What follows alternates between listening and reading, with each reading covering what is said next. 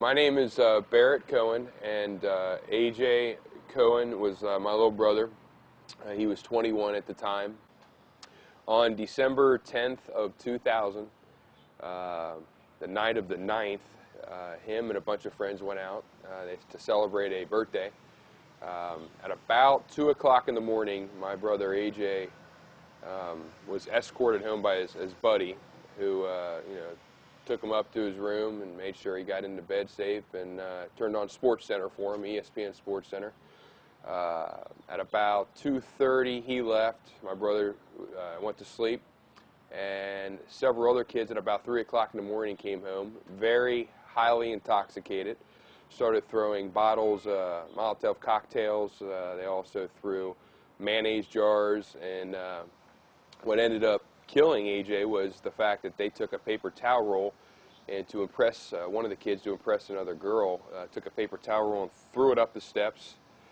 Thought that would be rather impressive to the young lady, and lit the paper towel roll on fire. He then thought that he put it out and distinguished the fire, when he realized he, albeit underage, needed more beer as a 20-year-old. So him and a bunch of other students went next door to see if they could get some alcohol illegally from some neighbors. When they came back to the house, about 15 to 20 minutes later, the house they could see was filled with smoke coming from the top roof. They tried to make entry, the students, into the front door, and which they did. And as they tried to go up the steps, heavy smoke was coming down the steps. They knew AJ was up in that bedroom, and they could hear him screaming. They attempted to go up the steps to get him, and they couldn't due to the smoke. At that point, they made exit out of the house to the fire escape, made it up the fire escape to his window, opened the window where his bed was right there. And even knowing his bed was right there, knowing he was in that bed, and that where the screams were originating, they still could not. The fire, the intensity of the heat and the smoke was so bad, they couldn't even get him at that point. And they found AJ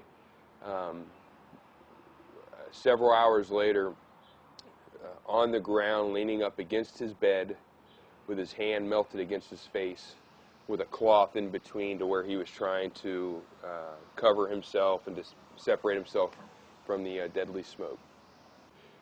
Nobody goes out on a Friday night while they're at college thinking, I wonder what my reckless acts might do. My reckless actions tonight might kill somebody. And until you receive a phone call at 5 o'clock in the morning from a family member stating, or from a morgue saying that your family member had just been killed in a house fire, you won't appreciate it. And that's why I'm here. That's why the firefighters that my family work with, we want to educate everybody out there that these fires are happening way too randomly. In fact, I think there's a pretty good chance when you go off to college, these kids go off to college, if they don't know somebody specifically, somebody they know will have been affected by, unfortunately, some type of some fire that happens at a college. People are dying due to the reckless, mannerisms of these kids, and parents aren't there to watch their kids anymore. Parents think that when their kids go off to college that the kids are going to be responsible, and that the colleges are going to take after their kids. And I don't know what the answer is. I don't know what, I don't know how this is spun out of control, but I don't know, right up the street here, I got a brother that's buried 6 feet under the ground due to the reckless, the reckless behavior of another alleged friend of his. To get that phone call that a family member has died is, you cannot explain the feeling.